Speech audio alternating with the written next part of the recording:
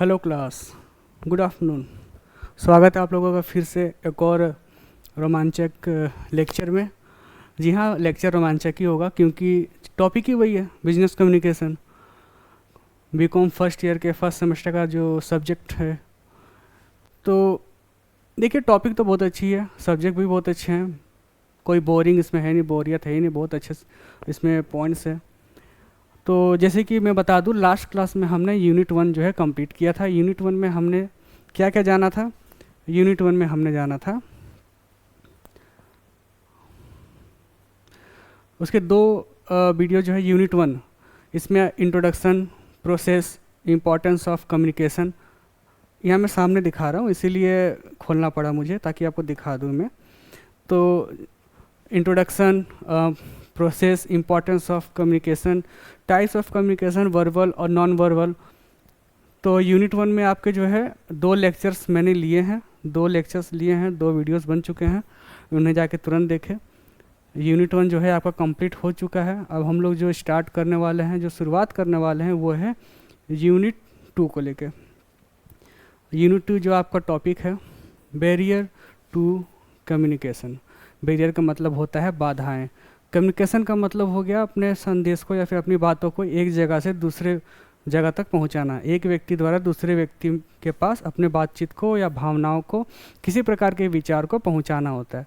लेकिन अगर इसी मैसेज को या फिर भावनाओं में या फिर किसी तरह के शाब्दिक अर्थ में भी अगर किसी प्रकार की बाधाएं आ जाती है तो उसको हम लोग इंग्लिश में बैरियर कहते हैं, हिंदी में कहते हैं सब बाधाएं, संचार में बाधाएं, यानी बैरियर टू कम्युनिकेशन। टॉपिक हमारे यहीं से स्टार्ट होने वाला है। आपका यूनिट 2 बैरियर टू कम्युनिकेशन जो हम लोग कवर करेंगे आज के टॉपिक में, और मेरी कोशिश रहेगी यूनिट 2 जो है आपका कंप्लीट हो जाए इस वीडियो में। तो बैरियर टू कम्युनिकेशन, और अगला पॉइंट होगा effect and advantage of technology in business communication. मतलब कि व्यावसायिक संचार में संचार के लिए जो टेक्नोलॉजी है या फिर मशीनरी, प्रौद्योगिकी का जो असर है, जो प्रभाव है, उसके बारे में जानेंगे। ज़्यादा जो है लेंदी आपका ये लेक्चर नहीं होगा, बहुत इंटरेस्टिंग है, छोटा लेक्चर होगा। चलिए शुरू करते हैं। तो बैरियर मीन्स मतलब हो गई बाधाएं। उदाहरण के लिए कि अगर एक व्यक्ति, मान लेते हैं पर्सन ए, ये है पर्सन बी। अगर पर्सन ए के द्वारा भेजे गए किसी प्रकार के मैसेज या फिर आइडिया या फिर फैक्ट्स बी तक पहुंच रहे हैं भली भांति अच्छे से, और बी के द्वारा उसका फीडबैक जो है ए के पास दोबारा भेजा जा रहा है, यानी कि सेंडर ने किसी प्रकार का मैसेज जो है रिसीवर को भेजा, रिसीवर ने उस मैसेज को, उस संदेश को जो है भली भांति समझा, फिर उसके उपरांत उसके समझे गए मैसेज का रिप्लाई या एक तरह का फीडबैक जो है उल्टा सेंडर को भेजता है। तो ये आपको प्रक्रिया हो गई कम्युनिकेशन। लेकिन अब क्या हो, मान लेते हैं कि ए ने किसी प्रकार का मैसेज जो है बी को भेजा, ठीक है, ए ने किसी प्रकार का मैसेज बी को भेजा, लेकिन वो मैसेज प्रॉपर पहुंच नहीं पाया, या फिर जो संदेश भेजा गया वो संदेश बी को जो है समझ में उस भावना से नहीं आई। उदाहरण के लिए सबसे अच्छा उदाहरण जो है मैं ये मानता हूँ कि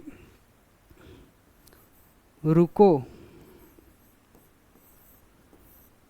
मत जाओ।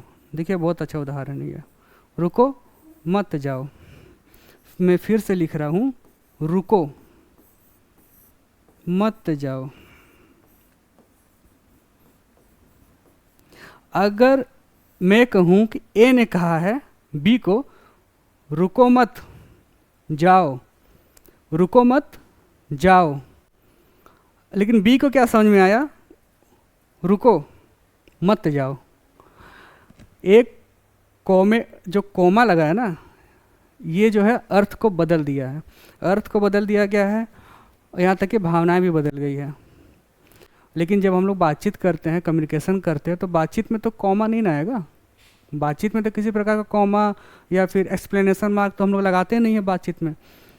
तो उसी को यहाँ समझाया गया है कि ए ने बी को कहा रुको मत जाओ, लेकिन किसी कारणवश जो है बी को लगा कि रुको मत जाओ, ए कह रहा है कि जाओ, बी समझ रहा है कि नहीं जाना है। तो इस तरह की कुछ बाधाएं आती है, छोटा सा उदाहरण है। इस तरह की जो बाधाएं आती है, कई सारी बाधाएं हैं, आगे चल के हम हर एक पॉइंट पे डिस्कस करेंगे। तो टॉपिक उसी के ऊपर है, बैरियर मीन्स बाधा का अर्थ। ठीक है, barrier of communication. Barrier of communication में जो आपका है, पहले बैरियर का मीनिंग, कम्युनिकेशन का मतलब आप समझ ही गए हैं, अब बैरियर का मतलब यहाँ समझा जाए। अच्छा, एक बात और मैं समझा दूँ यहाँ पे, हो सकता है एग्ज़ाम्स में पूछे, एग्ज़ाम्स में पूछ सकता है सवाल आपका, जो कि पूछेगा ही, what do you mean by barriers of communication.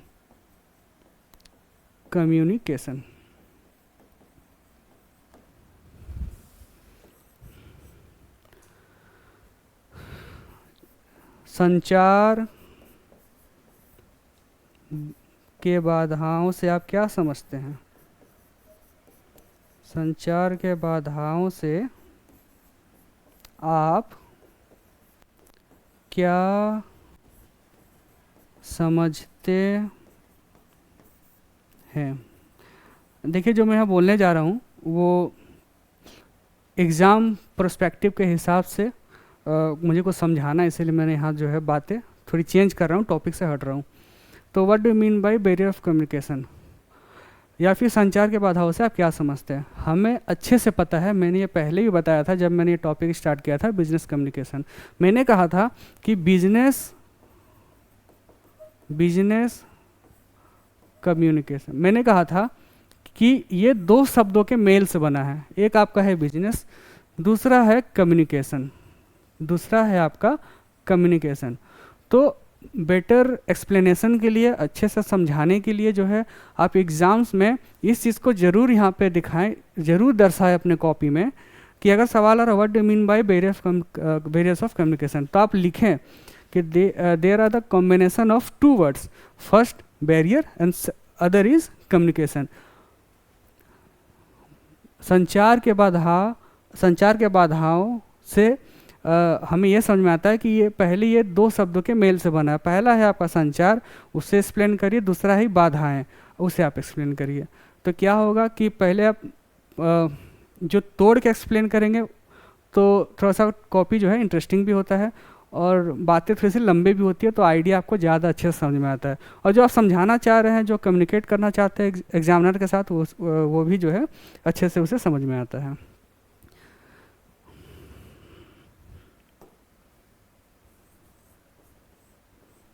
यहाँ थोड़ी सी एरर हो चुकी है, कोई बात नहीं, चलिए सुधार कर दिया गया है।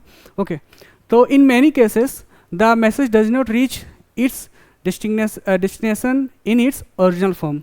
यानी कई मामलों में क्या होता है, जो संदेश होता है वो अपने असली रूप में नहीं पहुंच पाता। जैसे मैंने यहाँ पे कहा रुको मत जाओ, रुको मत जाओ, ए बी को कहना चाह रहा है जो, अब बी जो समझ रहा है वो अलग। ए अपनी जो बातें समझाना चाह रहा है, जो जिस रूप में समझाना चाह रहा है, बी उसके उस रूप में ना समझ के किसी और रूप में समझ गया। जैसे मैंने यहाँ उदाहरण दिया ही था, रुको मत जाओ, रुको मत जाओ। हमें आसपास देखने में मिलता है ये चीज़। अगर हम बात करें इनफॉर्मल कम्युनिकेशन की, ठीक है, अगर हम बात करें इनफॉर्मल कम्युनिकेशन को लेकर, ज़्यादातर ये चीज़ें इसमें ज़्यादा देखने को मिलती है, इनफॉर्मल कम्युनिकेशन। उदाहरण के लिए रमेश ने कहा, मान लेते रमेश ने जो है एक न्यू फ़ोन लिया, ओके, इसने एक जो है न्यू फ़ोन लिया 25,499 रुपये में, ठीक है। रमेश ने जो है फ़ोन लिया 25,499 रुपये में। रमेश के भाई ने कहा कि इनके जो भाई होंगे, रमेश के भाई, उन्होंने कहा कि रमेश ने जो है फ़ोन खरीदा है 26,000 रुपये का। अब सीधी बात है, 25,499 तो टैग प्राइस है ना, लेकिन जब कोई कहेगा तो या तो 25,000 कहे या फिर 26,000 कहे। तो मान लेते रमेश के भाई ने कहा कि मेरे भाई ने 26,000 का फ़ोन लिया है। कम्युनिकेशन एरर, मतलब एक बैरियर जो है पैदा हुआ। बैरियर ये पैदा हुआ, कि मैसेज जो देना था वो मैसेज ना देके एक अलग ही मैसेज, ये इनफॉर्मल कम्युनिकेशन में ज़्यादा देखने को मिलते हैं।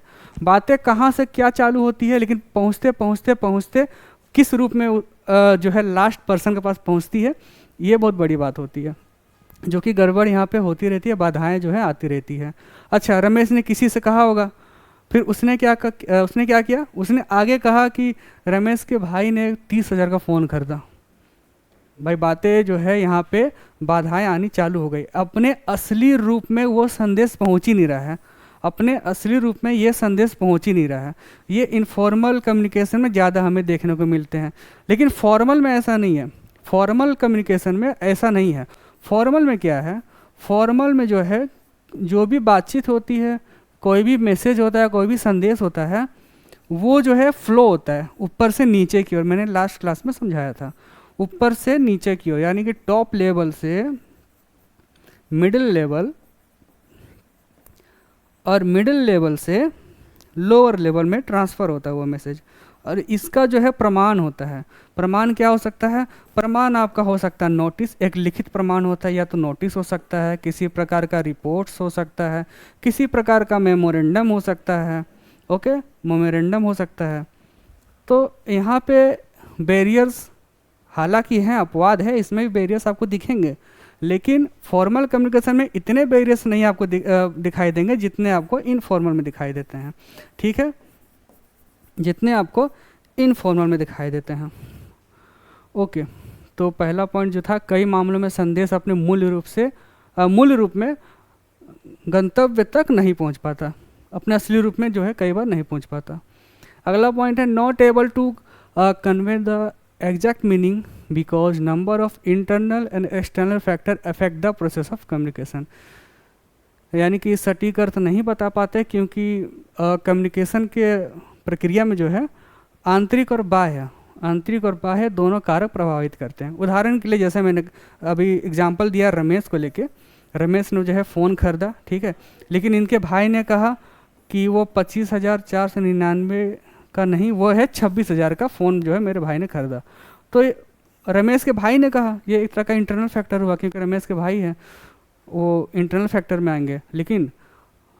लेकिन अब जो है जब ये बातें घर से बाहर निकलेगी, समाज में जाएगी या फिर आस पड़ोस वहाँ पे जाएंगी, तो ये एक्सटर्नल फैक्टर हो जाएगा, जहाँ पे हमें देखने मिलता है कि बातें वहाँ भी जो है अफेक्ट कर गई हैं। घर के लोगों ने तो गलत किया ही, बाहर के लोग भी जो है गलत करने लगे। इसे दिल में लेने की ज़रूरत नहीं है, ये केवल यहाँ पढ़ाई तक के बताया जा रहा है, ज़्यादा भावना में बहने की ज़रूरत नहीं है इसमें। तो मिला जुला के जो है बाधाएँ जो है आपकी, बाधाएं जो है आपकी कहाँ उत्पन्न होती है, कैसे उत्पन्न होती है, ये मैंने आपको यहाँ पे समझाया है। बाकी लेक्चर्स जो है ज़्यादा लंबे हो जाएंगे, इसलिए मैंने पॉइंट्स भी कम रखे हैं। इसके अलावा जितने भी पॉइंट्स थे, मैं यहाँ चलते चलते बोलते बोलते डायग्राम के थ्रू मैंने यहाँ पे एक्सप्लेन कर दिया है। लिखूँगा केवल वही, ठीक है, पीपीटी में, ये जो पीपीटी है आपके सामने, मैं उन्हीं शब्दों को, उन्हीं लाइन्स को मेंशन करूँगा जो आपके एग्ज़ाम्स में आ सकते हैं, जो वर्ड आप लिख पाएंगे, जो वर्ड आप जो है मेमोराइज़ कर पाएँ, उन्हीं चीज़ों को मैं यहाँ लिखूँगा। इसके अलावा जो भी बातें होंगी, चाहे मैं चल के बताऊँ या फिर यहाँ पे डायग्राम बना के बताऊँ, किसी ग्राफ्स के थ्रू बताऊँ, तो ये जो है आपको एक्स्ट्रा मिलेगा ही। लेकिन जो लिखा है मैंने, जो पीपीटी बनाया गया है, केवल आपके नज़र में ये चीज़ रहे, ये वर्ड बना रहे, ये सेंटेंस बना रहे, इसीलिए जो है पॉइंट्स को यहाँ पे दिखाया जाता है, और बताने को तो एक्सप्लेन मैं कर ही रहा हूँ अच्छे से। अच्छा, in a communication process the barriers arise follows. अच्छा, संचार प्रक्रिया में जो बैरियर्स, जो बाधाएं उत्पन्न होती है, वो किन किन बिंदुओं पे, किन किन कारणों से हो सकती है, उसके बारे में यहाँ पे कुछ पॉइंट्स दिए गए हैं। 6 पॉइंट्स जो है मैंने लिखे हैं, लेकिन उम्मीद करता हूँ कि जब आप लोग एग्ज़ाम में लिखेंगे या फिर खुद स्वविवेक से लिखेंगे, तो इससे ज़्यादा ही पॉइंट आप वहाँ पे लिख पाएंगे। अगर नहीं तो नोट्स वगैरह जो है मैं प्रोवाइड कर ही दूँगा, ठीक है। पहला पॉइंट समझते हैं। देखिए, पॉइंट को मैंने अलग कलर से लिखा है, एक्सप्लेनेशन मैंने अलग कलर से लिखा है, अच्छे से समझने के लिए। तो पहला पॉइंट है जो संचार प्रक्रिया में बाधाएं उत्पन्न कर सकती है, वो है पहला, problems in developing the message. संदेश के निर्माण में समस्या। संदेश के निर्माण में अगर समस्या होगी, जैसे मेरे दिमाग में है, मेरे माइंड में है कि मुझे एक नोटिस जो है भेजना है आपको, ठीक है, एक बात एक सूचना जो है आप तक पहुंचानी है, लेकिन अगर मैं सूचना सही से भेजूँ ही ना तो क्या होगा। उदाहरण के लिए अगर व्हाट्सएप ग्रुप में, अगर एक मिनट रुकिए, उदाहरण के लिए यहाँ मैंने वो वाइट बैकग्राउंड लिया है। उदाहरण के लिए अगर मैंने व्हाट्सएप ग्रुप में लिखा कि क्लासेस जो हैं, जो क्लासेस है आपके दिनांक 1 तारीख से, ठीक है, 1/10/2025 से आपके क्लासेस 1/10/2025 से 10:30 पे चालू होंगी, ठीक है। मैंने ये मैसेज अच्छे से टाइप किया, लेकिन अगर मैसेज को बनाने में ही गलती हो जाए तो, अगर गलती से मैंने ये लिख दिया कि 1 अक्टूबर 2025 से, उदाहरण के लिए क्लासेस चल रही हैं, आते रहें, 1 अक्टूबर 2025 से 10:30 में आपके क्लासेस अटेंड करें चालू होंगे। अब देखिए यहाँ पे गलती तो हुई है, जहाँ मैं यहाँ पे AM पे फोकस कर रहा था, गलती से मैंने PM फोकस कर दिया, क्योंकि मैसेज सही से तैयार हुआ ही नहीं। अब जो समझने वाले लोग होंगे वो लोग समझ जाएंगे कि रात को तो क्लासेस चलेंगे नहीं, और जो नहीं समझने वाले होंगे तो 10:30 बजे उपस्थित हो ही जाएंगे क्लास में। खैर, जोक्स अपार्ट, तो यहाँ पे मैसेज जो है सही से डेवलप हुआ ही नहीं, अच्छे से मैसेज डेवलप ही नहीं हुआ। या फिर अगर मैं कहूँ एक और फॉर्म में दिखा दूँ कि 1 अक्टूबर से आपके क्लासेस चालू होने वाले हैं, तो चालू होने वाले क्या, चालू होने कितने बजे चालू होंगे, 7 बजे, 8 बजे, 9 बजे, 10 बजे। प्रॉपर मैसेज नहीं मिला ना, प्रॉपर मैसेज नहीं मिला यहाँ पे, यानी कि जो बाधाएं आपकी उत्पन्न होंगी, जो पहला प्रॉब्लम आपको देखने मिलेगा वो है प्रॉब्लम इन डेवलपिंग, हाँ, problems in developing the message, संदेश निर्माण में समस्या, जानकारी का अभाव या फिर भावनात्मक संघर्ष।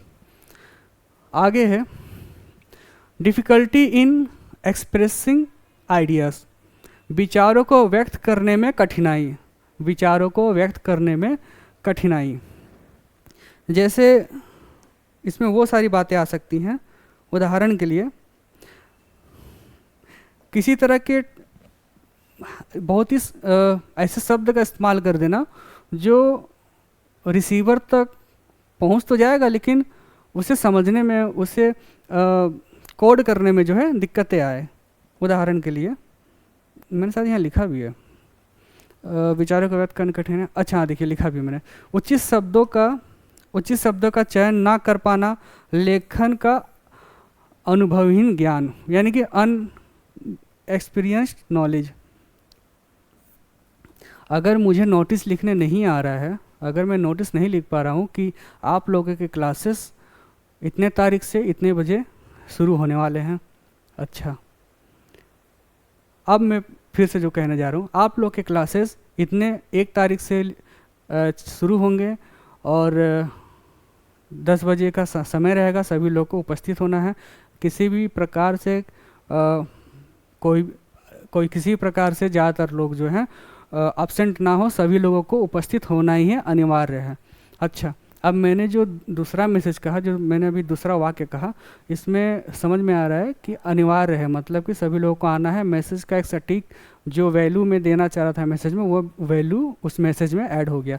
लेकिन जो मैंने पहले कहा कि इतने तारीख से जो है आपके क्लासेस चालू होंगे और 10 बजे जो है आप लोग उपस्थित हो जाइएगा, तो आप लोग उपस्थित हो जाइएगा। अब आप लोग होंगे कि नहीं होंगे ये तो आप लोग के ऊपर है, लेकिन जब मैंने एक लाइन को जोड़ दिया कि अनिवार्य है, यानी कि आना ही है, मुझे पता है कि नहीं आने वाले कोई, लेकिन आना ही है। ये क्लास को लेके है, जो वीडियो क्लास चल रहा है, इसका रियलिटी से कोई संबंध नहीं है, आना ही है। मतलब मुझे अनुभव है कि मुझे क्या लिखना है। तो अगर जिसके पास अनुभव नहीं होगा, जिनके पास एक्सपीरियंस नहीं होगा, तो वो अपने आइडिया को, अपने विचारों को जो है मैसेज में एक्सप्रेस नहीं कर पाएंगे, समझा नहीं पाएंगे, लिख नहीं पाएंगे।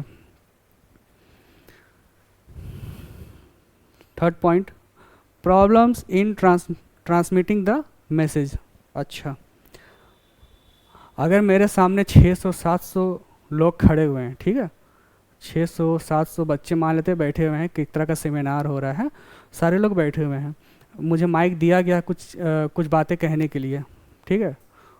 अगर मैं कह रहा हूँ कि आप लोग के जो एग्जामिनेशन फॉर्म है वो अक्टूबर से भरे जाएंगे, ठीक है, अगर मेरे बात में, मेरे आवाज़ में मजबूती ना हो, ठीक है, मैं कांपते कांपते आवाज़ से कह रहा हूँ या फिर रुक रुक के कह रहा हूँ, बातों में फ़्लो नहीं है, कपकपाहट है, मजबूती नहीं है, तो क्या वो मैसेज आप लोग को सही से समझ में आएगा? नहीं आएगा। फिर क्या करना पड़ेगा, मुझे दोबारा से उसी चीज़ को रिपीट करना पड़ेगा, दोबारा से रिपीट करना पड़ेगा, टाइम वेस्ट होगा, टाइम का यूटिलाइजेशन नहीं होगा। तो उसी चीज़ को यहाँ लिखा गया है कि problem in transmitting the messages. Week voice का मतलब हो गया कमज़ोर आवाज़। नॉइस ड्यूरिंग ट्रांसमिशन, किसी प्रकार का शोर। उदाहरण के लिए अगर देखिए यहाँ पे ना मैटर करता है कि आप ऑर्गेनाइज कर कहाँ रहे हैं, क्या कर रहे हैं। उदाहरण के लिए अगर मैं 600 लोगों को अगर एक हॉल में बैठा के अगर कुछ स्पीच दे रहा हूँ तो वो ज़्यादा इफेक्टिव होगा, क्योंकि बंद कमरा है, बाहर की आवाज़ें अंदर नहीं आ सकती। लेकिन अब मैं यही 600 लोगों को ग्राउंड में, बाहर प्लेग्राउंड में अगर बैठा के स्पीच दूँ तो पीछे से ट्रक की आवाज़ आएंगे, ठीक है, हो सकता है ऊपर से कोई फ्लाइट वगैरह जा रहा तो उसकी आवाज़ें आए, कोई बच्चे क्रिकेट वगैरह खेल रहे हो बाउंड्री के उस पार तो उसके आवाज़ आए यहाँ पे। तो ये भी मैटर करता है कि जब भी आप मैसेज बनाएं या फिर कुछ मैसेज भेज रहे हैं, बोल रहे हैं, या फिर और लाइव अगर बता भी रहे हैं, तो एक बाधा ये भी हो सकती है कि नॉइज़ ड्यूरिंग ट्रांसमिशन, यानी कि मैसेज देने के दौरान जो है किसी प्रकार का शोरगुल, किसी प्रकार का हल्ला गुल्ला। नॉइज़ मतलब हो गया शोर। अगला पॉइंट है 4 number point, problem in receiving message. If receiver not well, अच्छा, physically problem like short sight, poor hearing, long distance, ठीक है। देखिए यहाँ पे क्या हुआ, अभी 2 महीने पहले जो है मेरे एक फ्रेंड ने एक कार खरीदी, ठीक है, एक कार खरीदी, सेकेंड हैंड कार है वो, एक कार खरीदी, ठीक। तो ट्रू वैल्यू से उन्होंने खरीदा कार खरीदने के बाद जो है आरटीओ ट्रांसफ़र वगैरह के लिए जो है साइन वगैरह वहीं ऑफिस में ही हो गया है, ट्रू वैल्यू के ऑफिस में जो है साइन वगैरह करा दिया गया है। उसे कहा गया कि आप जो है अपने नज़दीकी आरटीओ ऑफिस में जाके 1-2 साइन और लगेंगे, वहाँ जाके आप करा लीजिए, आरटीओ ऑफिस में जाके जो है साइन वगैरह करा लीजिए। जो कि फॉर्म जो दिया गया था आरटीओ में भरने के लिए ट्रू वैल्यू में, तो इसने अपना नाम लिखा, मोबाइल नंबर लिखा, ठीक है, आधार कार्ड नंबर लिखा, ओके। जब ये आरटीओ पहुँचे जब भाई साहब आरटीओ पहुँचे तो उन्हें जो ऑफिसर्स जो बैठे थे सामने वेरिफिकेशन के लिए, उन्होंने उसका नाम पूछा, इन्होंने अपना नाम बताया, अमन नाम था, इन्होंने अपना नाम बताया। आधार कार्ड जब वेरीफाई करने का हुआ तो जो भाई साहब ने जो आधार कार्ड नंबर लिखा था ना ट्रू वैल्यू में फॉर्म में, वो कागज़ जो है दोबारा जो है आरटीओ ऑफिस आ जाती है, उसके बाद जो है अलग से जाना पड़ता है आरटीओ ऑफिस में उस आदमी को जिसने ये गाड़ी खरीदी है। तो आधार कार्ड नंबर में उदाहरण के लिए उन्होंने जो लिखा 2439, अब भाई साहब ने पता नहीं किस हिसाब से लिखा कि 2489 जो है उसे जो अधिकारी थे ना, जो ऑफिसर थे, उन्हें दिखाई दिया 2489। उन्होंने कहा कि ये नंबर गलत है, आधार कार्ड या तो आपने गलत लिखा है या फिर आपने फॉर्म में ही गलत लिख दिया है। तो देखिए किसी तरह की जो बातें होती है ना प्रॉब्लम इन रिसीविंग मैसेज, अब जो आरटीओ ऑफिसर था वो थोड़ा सा एजेड था, ठीक है, respect to all the age human being, but वो थोड़ा सा एजेड था, तो उसे शायद वो चश्मा लगाता भी है पर उसे फिर भी दिखाई नहीं दिया वो चीज़ कि वो 3 लिखा है कि 8 लिखा है। या तो उसकी गलती होगी या फिर जिसने लिखा, जो अमन भाई साहब ने जो फॉर्म भरा ना 3 लिखना है कि 8 लिखना है, या तो उसकी नज़रें गलती होंगी। तो गलती यहाँ पर भी किसी की भी हो, तो यहाँ पे उसी पॉइंट को लिखा गया है कि किसी प्रकार के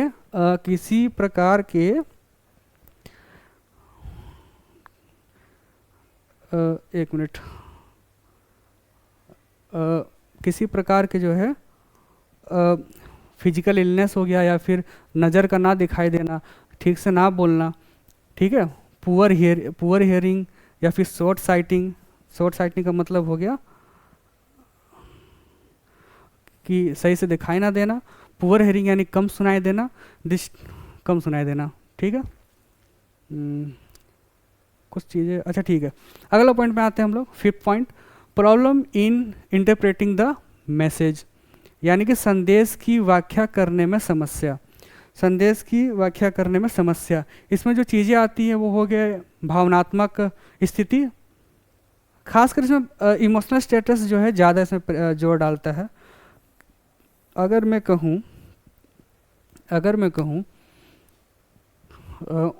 कहूँ कि जो आपका 2019 से 2020 का जो समय चल रहा था, 2019 से 2020 का जो समय चल रहा था, तो इसमें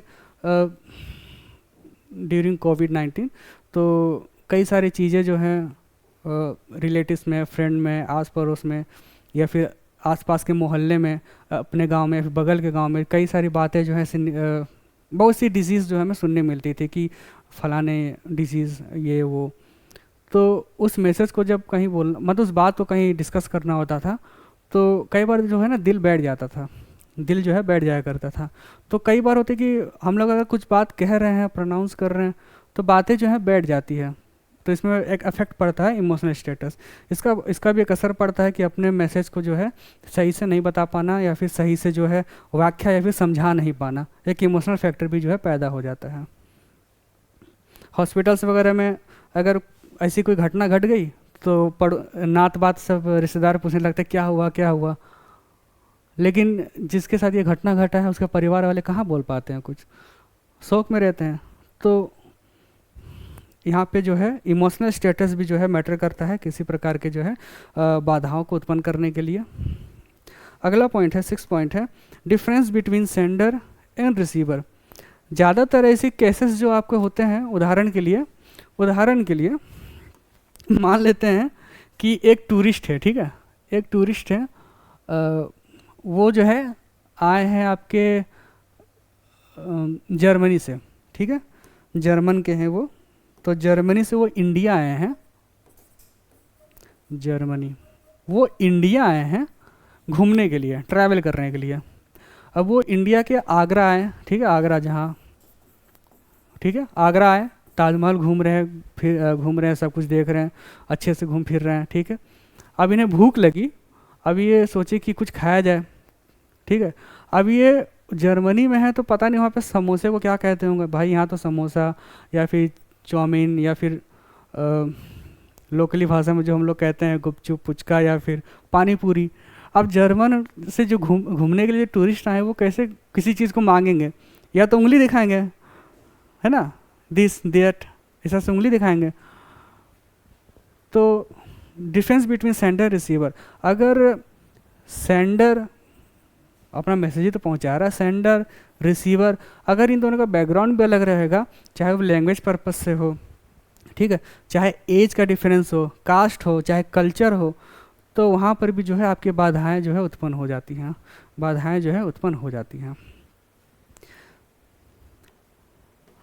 देखिए मैं यहाँ पे जब लेक्चर दे रहा हूँ ना तो मैं कोशिश कर रहा हूँ कि कम समय में ज़्यादा निपटा दूँ, क्योंकि कभी कभी ऐसा हो रहा है कि अगर मैं किसी पॉइंट को समझाना चाह रहा हूँ ना, उदाहरण के लिए अगर मैं फर्स्ट पॉइंट को समझाना चाह रहा हूँ तो मुझे लग रहा है मैं इसे और खींच सकता हूँ, ज़्यादा लंबा मैं खींच सकता हूँ, पर उसी चीज़ को रोकने के लिए जो है ना जल्दी जल्दी जो है मैं एक्सप्लेन कर रहा हूँ।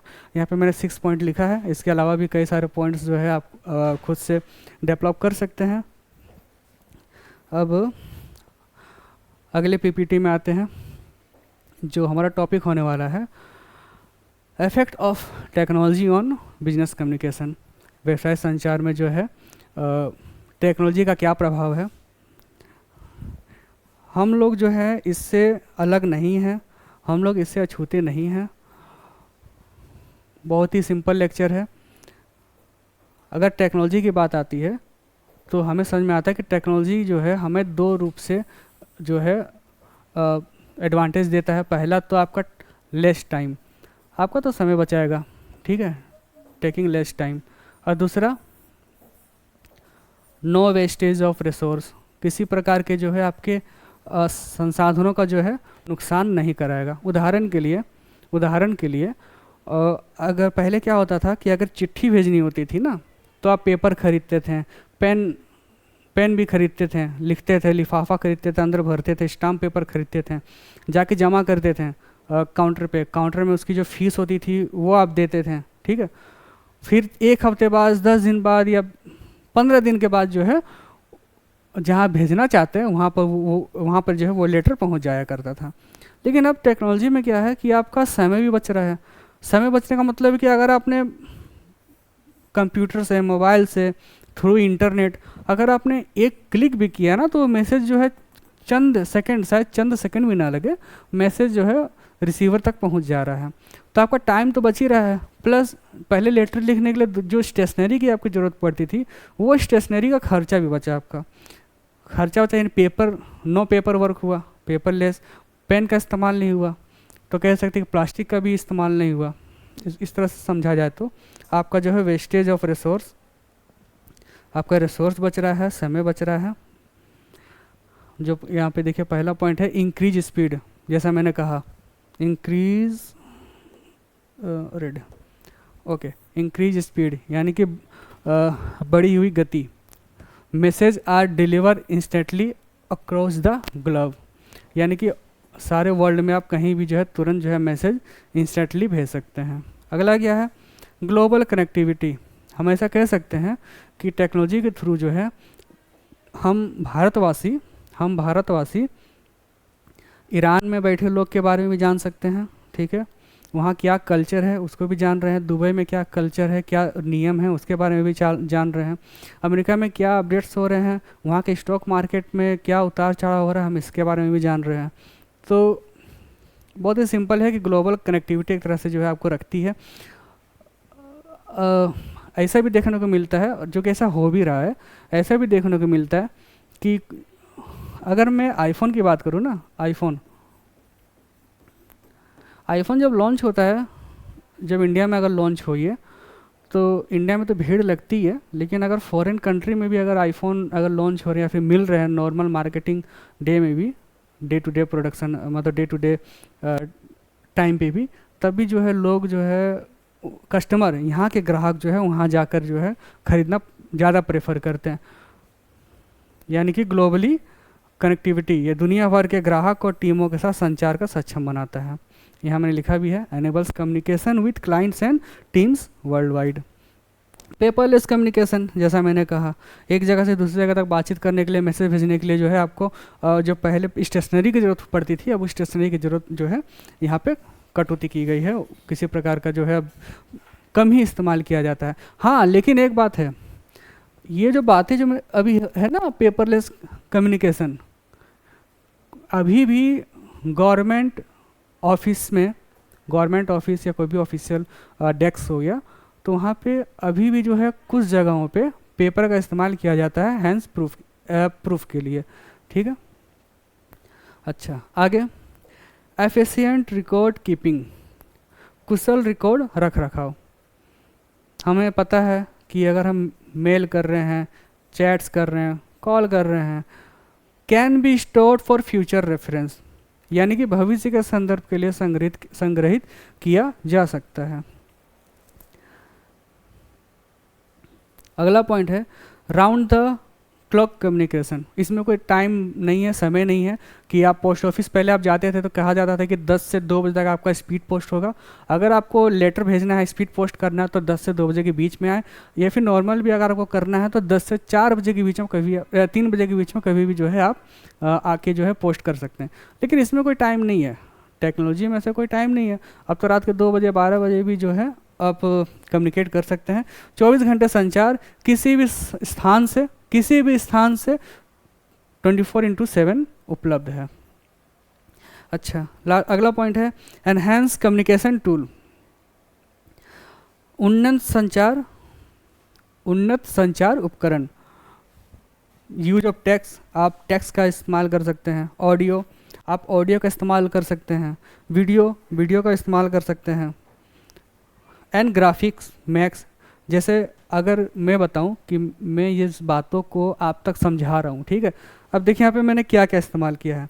यहाँ मैंने टेक्स्ट का इस्तेमाल किया है, ठीक है, ये टेक्स्ट है, ओके, ये टेक्स्ट का इस्तेमाल किया है। इस वीडियो का इस्तेमाल किया है अपनी बातों को आप तक पहुंचाने के लिए। इसके अलावा मैंने ग्राफिक्स का भी इस्तेमाल किया है। ग्राफिक्स मतलब कि किसी तरह के फ़ोटोज़ वगैरह, ये देख के ये टॉपिक जो है वैसे देख के समझ में आ रहा है कि किस चीज़ को लेके, वर्ल्ड वाइड कम्युनिकेशन को लेके है। फिर यह भी किसी तरह का जो मैंने चार्ट बनाया इस तरह से ए और बी को बनाया, ये भी तो ग्राफिक्स में आते हैं ना। तो इसके थ्रू भी जो है मैंने जो है अपनी बातों को आप तक समझाया, ठीक है।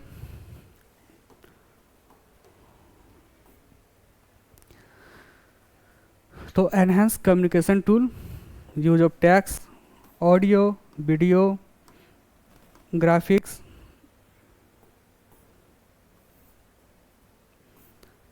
और संदेश को अधिक आकर्षित बनाता है, अधिक आकर्षण बनाता है। चलिए ठीक, ये पॉइंट जो है मैंने इतना लिखा है, आप चाहे तो इसको और अपने से सेल्फ डेवलप कर सकते हैं और पॉइंट्स को। बातें देखिए लंबी हो जाएगी, लेकिन मैंने कोशिश किया कि अगर पीपीटी एक पेज का है तो जितना मैं एक्सप्लेन कर पाऊँ, तब भी देखिए मैंने छोटे छोटे लिखा है। अगर लिखा जाए तो ये छोटे छोटे इसीलिए हुए हैं ना, क्योंकि हिंदी प्लस इंग्लिश दोनों मैंने यहाँ पे लिखा है, ताकि इंग्लिश वाले को भी अगर अच्छे से पढ़ पा रहे हैं तो हिंदी वाले को भी दिक्कत ना हो, हिंदी मीडियम वाले भी जो है अच्छे से उस शब्दों को, उस गहराई को पकड़ पाए। टाइम की कमी है इसीलिए थोड़ा सा ज़्यादा बातें ना करते हुए टॉपिक पे चलते हैं फिर से। Advantages of specific tool. अच्छा, इसकी विशेषताएं क्या है। जो स्पेसिफिक टूल है ना, जैसा मैंने कहा ईमेल हो गए, बातचीत करने के लिए ये व्हाट्सएप हो गए, टेलीग्राम हो गए, ये सारे एक तरह के जो हैं आपके उपकरण हैं कम्युनिकेशन के लिए, ठीक है।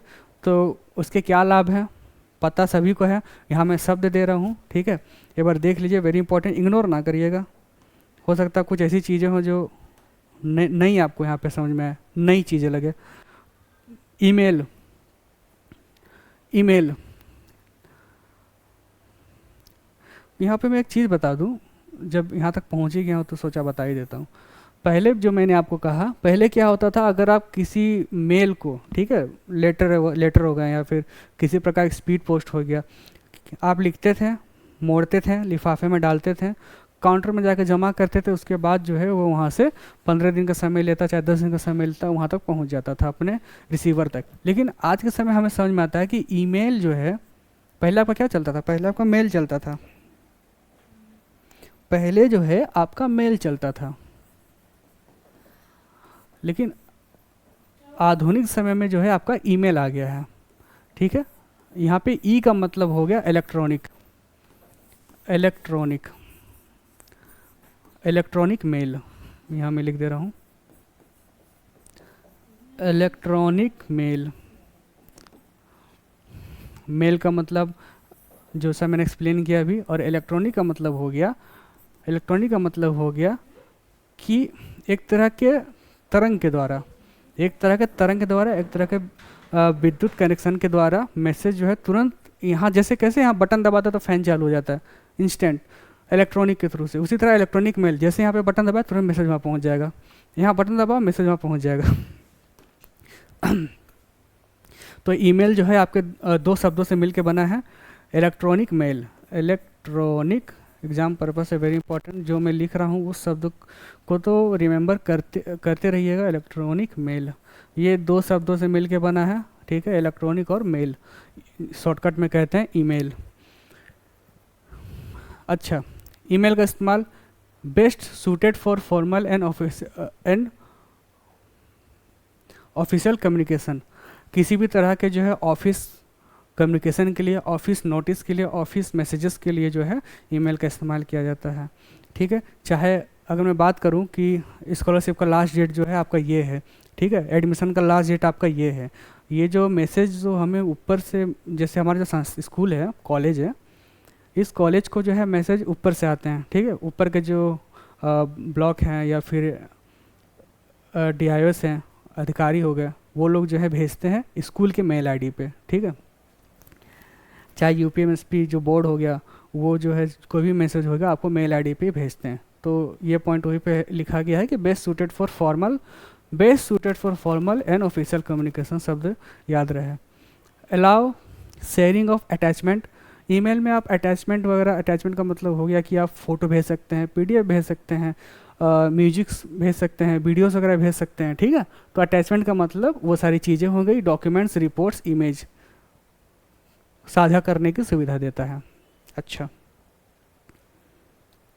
उसके बाद है useful for long detailed and structured communication, यानी कि लंबे, विस्तृत और संचारित संचार के लिए उपयोगी, ठीक है। ऐसा नहीं हो सकता कि अगर मैं यूपी में हूँ, ठीक है, अगर मैं यूपी में हूँ तो यूपी के लोग को ही जो है कम्युनिकेट कर सकता हूँ मेल के द्वारा, ऐसा नहीं है। वर्ल्ड वाइड भी जो है ईमेल के थ्रू किसी भी बात को या किसी भी मैसेज को पहुंचाया जा सकता है। तो ये बात हो गई ईमेल की। अगला है इंस्टेंट मैसेजिंग, त्वरित संदेश। हम सबको पता है व्हाट्सएप हो गया, MS टीम, इसके अलावा फेसबुक, इंस्टाग्राम, फिर आपके नौकरी.com, शादी.com, ये सब इसी में आते हैं, ठीक है। शादी.com, 99acres.com, अगर कहीं आपको ऑनलाइन ज़मीन खरीदने हो तो, ठीक है, ये सारी चीज़ें। तो आगे पॉइंट को पढ़ते हैं। Facilitate quick and informal communication, अनौपचारिक संचार की सुविधा प्रदान करता है। फॉर्मल के लिए ईमेल हो गया और इनफॉर्मल के लिए जो है आपके इंस्टेंट मैसेजिंग जो है आपका हो गया व्हाट्सएप, स्लैक, फेसबुक, इंस्टा, ये सारे इनफॉर्मल में आते हैं। क्योंकि फॉर्मल बात है, फॉर्मल नोटिस जो आपको है मेल्स पे ही मिलते हैं, चाहे कोई भी संस्था हो, कोई भी मैनेजमेंट हो, उन्हें ईमेल पे ही मिलते हैं। बाकी इनफॉर्मल के लिए आप कुछ भी इस्तेमाल करते हैं।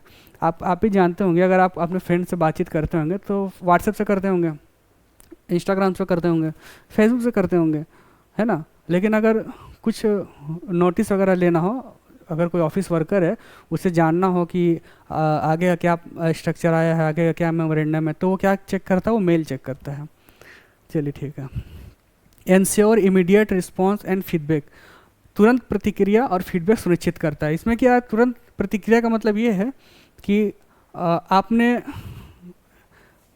इंस्टा के थ्रू या फिर व्हाट्सएप के थ्रू जो है मैसेज भेजा, तुरंत उसका रिप्लाई भी जो है आपको तुरंत ही मिल जाता है, इंस्टेंट मिल जाता है, इसमें वेट करने की ज़रूरत नहीं पड़ती है, ठीक है। तो ensure immediate response and feedback.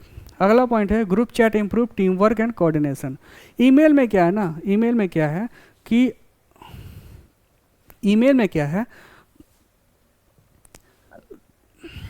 जो बॉडी होती है ना ऊपर की बॉडी का मतलब ये हो गया, मान लेते यूपी बोर्ड है, ओके।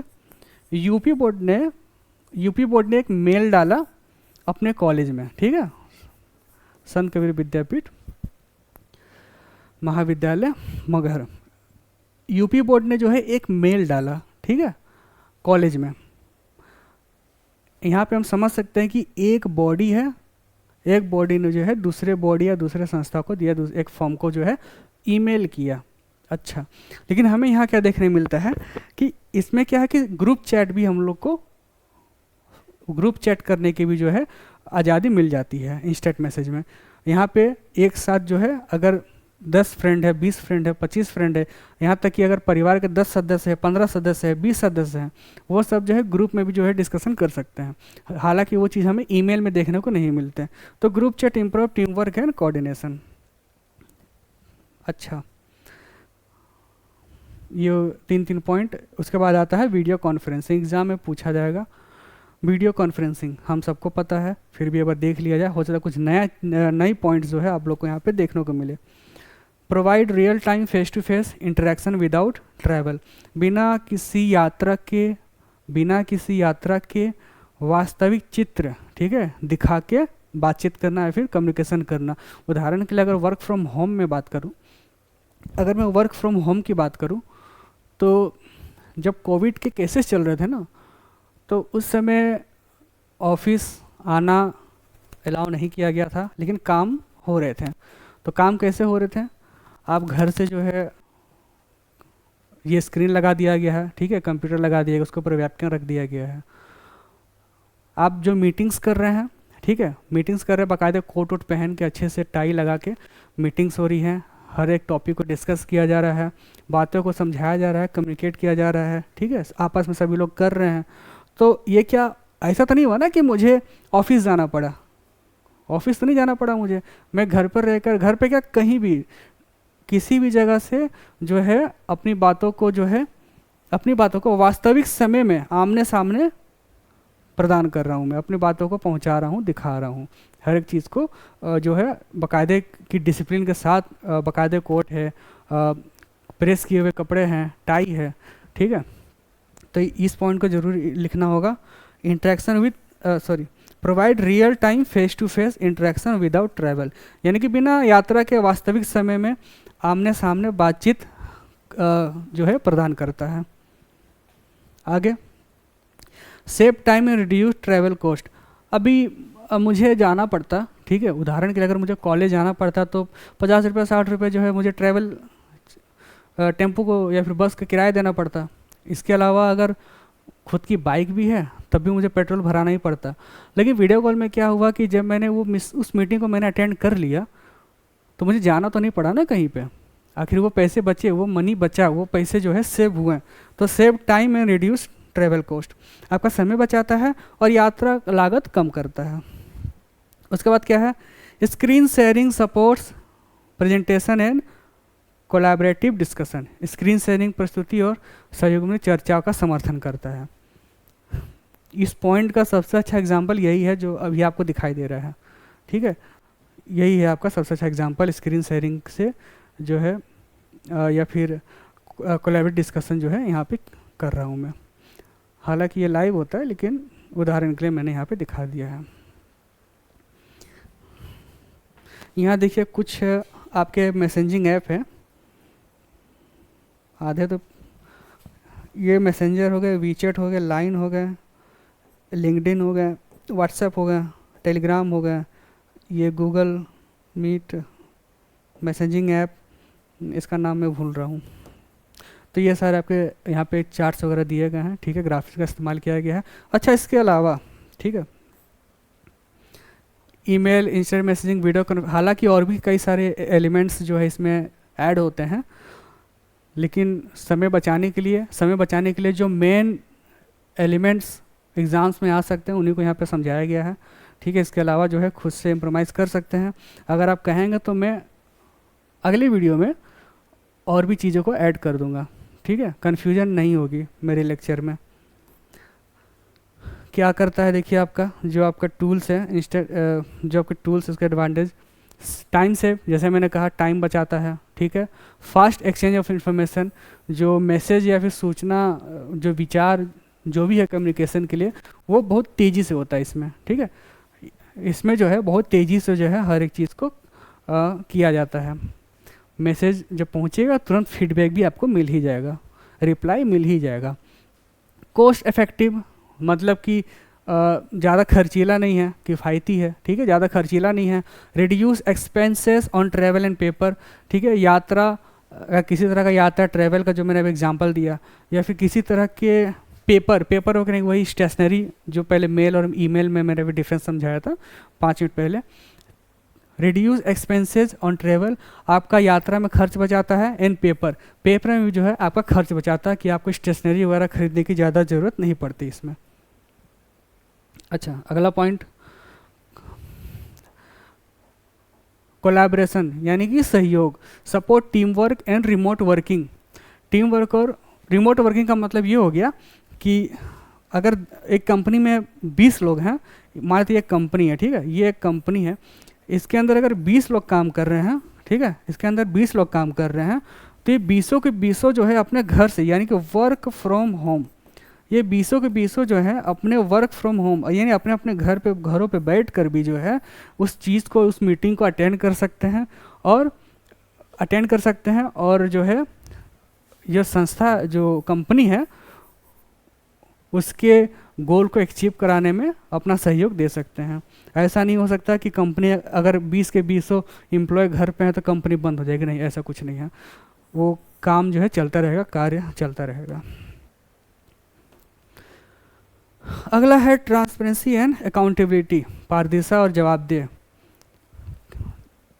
ट्रांसपेरेंसी का मतलब ये है कि इसमें आप ये नहीं कह सकते कि मैंने तो आपसे कोई बात की ही नहीं। अगर व्हाट्सएप में मैंने आपसे कहा कि कल से छुट्टी होंगी, ठीक है, कल से क्लासेस नहीं चलेंगे, मैंने मैसेज डाल दिया, तो 4 दिन बाद आप ये नहीं कह सकते कि सर आपने तो बताया ही नहीं कि क्लासेस नहीं चलेंगी। तो इसमें क्या होता है, इसमें ट्रांसपेरेंसी होती है, इसमें प्रूफ आपका रहता है। अकाउंटेबिलिटी यानी जवाबदेह रहता है, इसमें जो है जवाब देना बन सकता है, जवाबदेही हो सकती है, लिखित प्रमाण होते हैं। फ्लैक्सिबिलिटी यानी कि लचीलापन, फ्लैक्सिबिलिटी मतलब हो गया लचीलापन। Employees can work from anywhere, कर्मचारी कहीं से भी काम कर सकते हैं, इसमें एक लचीलापन है। इसमें कोई नियम नहीं है कि आप इधर ही आएँ, घर से ऑफिस से कर सकते हैं, अपने टेबल से बैठ के कर सकते हैं, नहीं, ऐसी कोई बात नहीं है। जब टेक्नोलॉजी आई है तो इसका भरपूर फ़ायदा उठाया भी जा सकता है। ओके, तो ये रहा आपका टॉपिक एंड, ठीक है। मैंने कोशिश किया है कि कम से कम टाइम पे जो है ये लेक्चर को ख़त्म करूं, क्योंकि मेरी एक आदत है, अगर लेक्चर चालू हो जाए ना, एक ही टॉपिक रहेगा, बात करते करते मैं कहीं भी लेके जा सकता हूँ उस बात को, उस टॉपिक को। तो खुद को रोकते हुए अच्छे से समझाते हुए, समय का बेहतरीन इस्तेमाल करते हुए मैंने जो है आपके सामने यूनिट 2 को जो है अच्छे से समझा दिया है, बता दिया है। एक बार जो है आपको रिव्यू करा दूं आपके टॉपिक्स को लेके।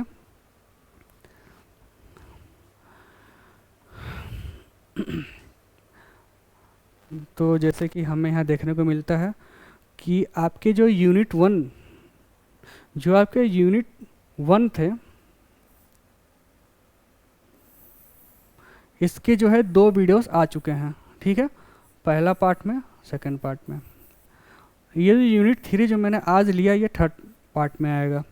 बिजनेस कम्युनिकेशन पार्ट 3 यूनिट 2, और यूनिट 2 में जो है आपको ये सारी चीज़ें, ये सारे टॉपिक्स जो है कवर हो चुके हैं। Barriers to communication, effect, advantage, role technology in business communication, जैसे email, instant messaging, video conferencing etcetera हो चुके हैं। अब जो अगला टॉपिक आएगा बिजनेस कम्युनिकेशन, जो अगला टॉपिक होगा वो होगा यूनिट 3 को लेके। यूनिट 3 में हमें क्या पढ़ना होगा, हमें पढ़ना होगा non verbal aspect of communication. अच्छा, इफेक्टिव लिसनिंग, ठीक है, ये एक टॉपिक हो गया। इफेक्टिव लिसनिंग ये दूसरा हो गया। इंटरव्यू स्किल, ठीक है, ये भी है। मॉडर्न और कम्युनिकेशन मैनर्स,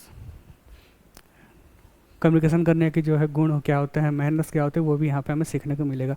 हालांकि मेरे ख्याल से जब से न्यू एजुकेशन पॉलिसी आई है, इस चीज़ पे ज़्यादा ध्यान दिया गया है, मैनर्स को लेके या फिर एथिक्स को लेके ज़्यादा ध्यान दिया गया कम्युनिकेशन में। तो आज का लेक्चर यहीं ख़त्म होता है। Thank you.